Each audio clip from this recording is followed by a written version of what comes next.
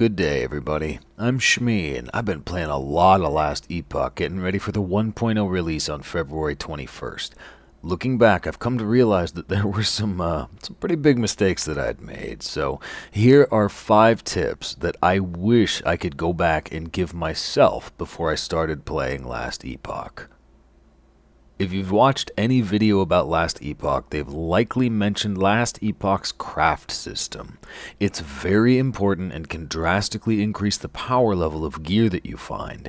But if you are constantly hitting F to open up the forge and crafting every single potential upgrade that you find, you will run out of affix shards and crafting materials very quickly. You'll also waste a lot of time messing around with crafting when you should just be pushing forward to higher levels to get better gear. The key to effective forge crafting is using runes of shattering to create a crafting cycle.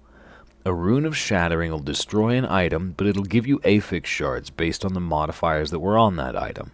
So here's the cycle. First, you find a decent drop. Toss it in the forge and craft it as best as you can. As you play, you'll see some items that could be an upgrade if crafted, but just ignore them unless they are particularly juicy and you can't avoid it. Once you find a really good drop that already is an upgrade before being crafted, then loot it, shatter your old piece of gear, and then craft and equip the new one. This way, you can actually maintain a decent collection of affix shards even though you are regularly crafting.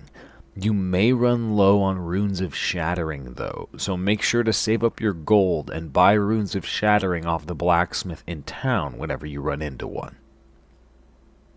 In Last Epoch, the gold quests are the main story and they will take you all the way through the campaign. The gray quests are typically one and done side quests. Many of those side quests will not only grant a solid amount of gold and experience, but they'll also reward things like passive points or unlocking idle slots. If you chase the gold story quests, you can accidentally skip and miss important side quests. That means you'll either have to backtrack or go without some major rewards. Make sure to prioritize those gray side quests to avoid getting in that position. In Last Epoch, gear sells for very little gold. Instead of holding on to mediocre drops that might become useful at some point, you should try to conserve inventory space for crafting materials. There are a ton of different affixes in this game, and there is a different shard for each and every one. If a drop is good enough to be worth crafting, then you should pick it up, craft it, equip it, and shatter the old one. If it's not worth immediately crafting or eventually shattering, it's not worth taking up space in your inventory. Also, make sure to get into the habit of dumping all of your craft materials into your stash whenever you go to town. You get a big inventory, but the crafting stuff fills it up really quickly. When I first started, I wasn't using any loot filter because I figured I wanted to see everything to learn about the loot. By the time I decided to create one, I ended up going way too deep trying to pick out specific affixes and item levels, and eventually I ended up mistakenly hiding a lot of my important drops. What I've come to realize is that simplicity is best. You can make an effective and foolproof loot filter at level 1 that will last you through the campaign, and it's only 1 or 2 lines long. First, make a rarity-based rule that says to show all unique and set items. You can also show exalted rares if you'd like. Keep this rule up at the very top, and now your game will never hide those extremely rare but powerful items regardless of your other rules. If you aren't interested in farming uniques for alt characters and builds, you can even skip this rule.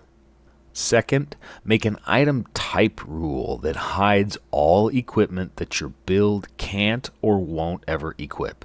Playing a caster won't then get rid of all the melee weapons, bows, quivers, etc. Playing a shield-based sentinel will then get rid of all the two-handed weapons and the non-shield offhands. Don't worry about filtering affixes just yet. Early gear often has at least one trash stat on it, and you just kind of make do with what you can. And beware filtering out all magic items. In Last Epoch, a magic item with 2 high-quality modifiers can be even better than a rare item because the magic item still has affix crafting space. When you make your initial loot filter, less is more. You don't need to follow a build guide, but you should make a plan early and stick to it. And when I say early, I mean early, level 15 at the latest. You want to have a general idea for your character, what skills that you're going to be using, and what kind of gear that you're going to want. The biggest reason for this is your skill specializations. Skills get much more powerful as they rank up. If you are regularly changing those specializations, you're going to be consistently resetting them down to the minimum rank and setting yourself back in power level. In Last Epoch, you want to have a plan for when and how you can specialize the right skills in the right order as early as possible. Once you have those specializations set, do not change them, at least not until after the campaign or a major build flip. If I'd had these tips, then Last Epoch would have been a lot smoother for me, but honestly though, I'm loving it regardless of whatever mistakes I make. Hopefully you found these tips helpful, and if you did, feel free to hit that like button, and please subscribe if you'd like to see more.